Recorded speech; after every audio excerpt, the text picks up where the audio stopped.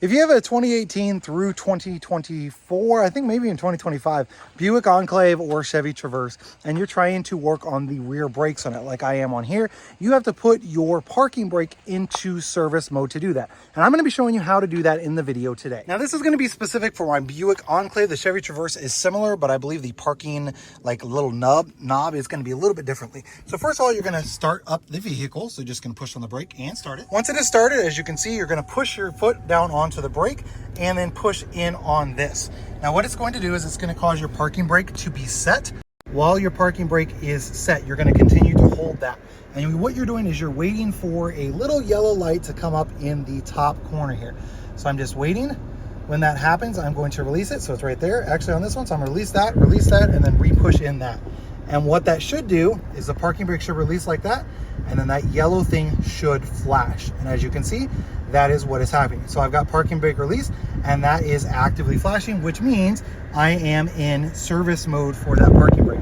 So you don't have to have a little tool to change that, or to, you know, like the little scanner tool or whatever, those expensive ones, to put it into service mode. You can actually do that just by going through that process. So now once I'm done servicing the brakes, I need to take it back out of service mode. So to do that again, you're going to start the vehicle back up. You're going to push in on the parking brake again and hold down on this button again. So I'm going to push parking brake and hold that down.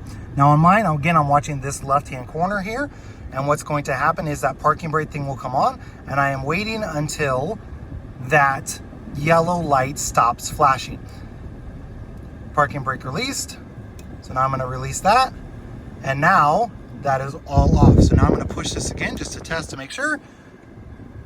And my parking brake is now back to functioning as it should, just with the push of the button. So I'm going to push this button again.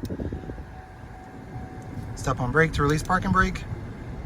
And now it is released, parking brake release. So now it is back to working properly. Now I've got the parking brake re-released. Let's go ahead and change the brakes, these rear brake pads on this Buick Enclave. And the next thing that you're going to do once you have your tire off is going to be to just remove this little guy. So it just kind of sits right over top of this bolt, and that just gives you a little bit more room with your brake line once you remove that. Then the next thing is you're going to remove your caliper. So that's going to be here and here for those bolts. Now those bolts are going to be 14 millimeters. So you're just going to put that right onto there and pop it loose. It shouldn't be too terribly hard, though neither of these are designed to be in super hard on there. Yeah, the bottom one, there we go. So not too terribly tight. Just gonna have to loosen that up right there. Now this part here might spin on you, like if you've got an older Enclave or maybe you're dealing with rust or something, this part might spin on you, so you can put like a wrench on there, or a pair of vice grips or something if you don't have a wrench, right onto that part there, if these are not busting loose just with your traditional ratchet. There's gonna be two possibilities once you get this bolt and that bolt loose. Possibility one is it's gonna slide right out, which rarely happens, at least in my experience with these Enclaves. What you're gonna have to do instead is likely need to take something and pry right behind here. So you're gonna wanna pry between this pad and caliper, because you're not gonna be reusing these pads. So you're gonna pry right between the pad and caliper to kind of compress that caliper or those pistons in just enough where this is going to come off of there. Now again, you will want to make sure that you already have the your brake fluid thing loose, just so you know it has a little bit of place for those air and the bubbles and stuff to go. But you're essentially just going to take on this, you're going to pry out just a smidge right in between here. So just going to put a screwdriver or a little pry tool or something in here and just pry enough to give you the wiggle room. It's just going to push in those pistons.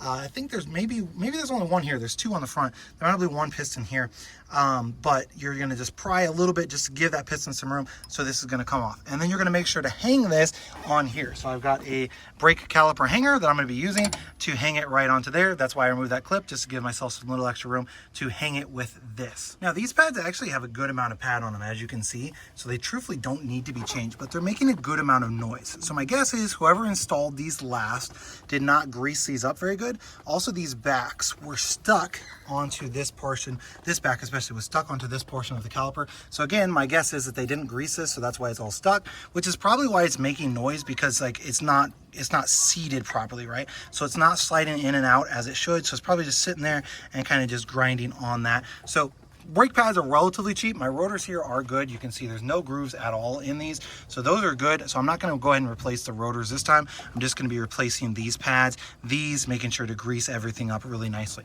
Now I've got this hung here, again, making sure that it's not hung on that brake line, so that's not taking any of the pressure. This here is holding it up right there to the spring or the suspension on my vehicle. So let's go ahead and pop these out. So old clips are out. As you can see, they're pretty like dusty, dirty, etc. So maybe that's what was making the noise, not really sure. Old brakes are out as well. Now I always go like the extra step and make sure that I match them up. So this was the one that was on the inside. As you can see, kind of had that caliper or that piston that was going to be on there, and then that's going to go on that spot there to depress it, which I've got the tool that will depress it. For these rear ones, you will need to have the correct tool for the depressing of that piston. So this is just going to be a single piston. But you can see this is going to be my inside one, and then this is going to be my outside one, the one that was sticking. And so I'm just comparing it with that, making sure it matches up, and yes, so we're good to go. Now the curved part is going to go right there. So this is going to go there, but I'm going to go ahead and put some grease there, and across this back here as well. And the same thing on that inside one. Now to turn your piston back in, you're gonna need either to purchase a set like this, which I have here, or you can get them like at AutoZone. I think AutoZone had them. You're essentially gonna need to have something like this. So this set is gonna have a variety of different ones, depending on which vehicle you have, but this essentially sits up in there, and then that allows you to turn the piston in as you're going. You do wanna make sure that it lines up. It does have a spot here on the back. Be hard to see, but it does have those little notches right there on the back, right there and right there. So that's going to mean you're going to need to make sure that those go into that portion right there. There's not going to be notches on that side, so that's going to be how you know front and back as well if you don't compare. The back one, let me kind of show you here on this, it's going to have this notch or that little thing right there, and that just has to make sure that it lines up properly on that. So let's go ahead and get this caliper back on. Now that that's on, essentially I'm ready to put the tire back on, and then obviously you will need to make sure when you depress it, when you're going in, make sure that you are good to go on that. So you will want to like pump them a bit before you just like take off after you replace these. But this is done on this side. Now we're just going to do the exact same thing on the other side. Don't forget to put this little clip back up there just to hold your brake line out of the way of the rest of the moving parts there. But beyond that, these don't have to go on super tight. Like literally it's just going to go on, I think it's only like 30 foot-pounds of pressure or something. So that's on backwards. It's only like 30 foot-pounds of pressure. So you're literally just going to go down to about there. So it's not like you got to go super tight on these, just a smidge, right? So you don't have to go like really, really tight on those, just like a tight enough. I think I had that backwards because it busted loose. Yep. Okay, so just enough where it goes in, you know, just like a little bit snug. If you don't have one of those tools where it gives you the measurement, that's all it's going to take, is just a little snugness on that. Now this is going to still slide back and forth, so what I always do is I just push it to where the looseness is on this side, just because I want to make sure that that little bolt thing on the back side, so this thing right here, is in the correct position. So should be good to go on those. Now we'll do the other side. So the last thing is just to put the cap brake on back on the brake reservoir. For that, I've already tightened down the lug nuts on both the rear tires, and then I'm just going to go over that process one more time to get that service brake off. Now you'll likely hear the electronic parking brake go back into place, but all you're going to do is after it's started, you're just going to push down on the brake pedal. So if you're just redid it, you haven't pumped it yet, you might have to pump it a little bit. Push down on that, hold in on that. While that is happening, it's still going to be flashing. You're going to wait for that parking brake to turn red.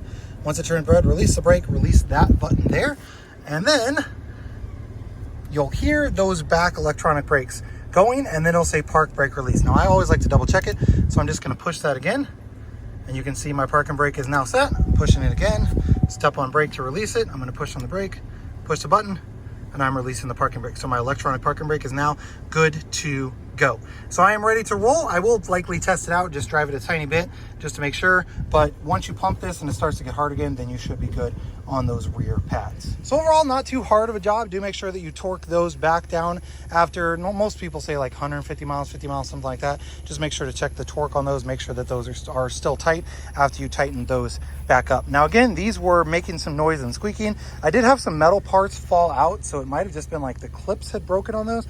The pads truthfully were not to the point where they needed to be replaced on those, but making the noise, I went ahead and just replaced them just because I wanted to make sure that they were good to go. Also, I'm trying to, make sure it's not making a bunch of noise on the brakes. And pads are relatively inexpensive to replace, you know, so not that big of a deal to just throw new pads on there. And that of course gives me peace of mind when I'm driving it or when my family's driving it down the road. So overall, good to go.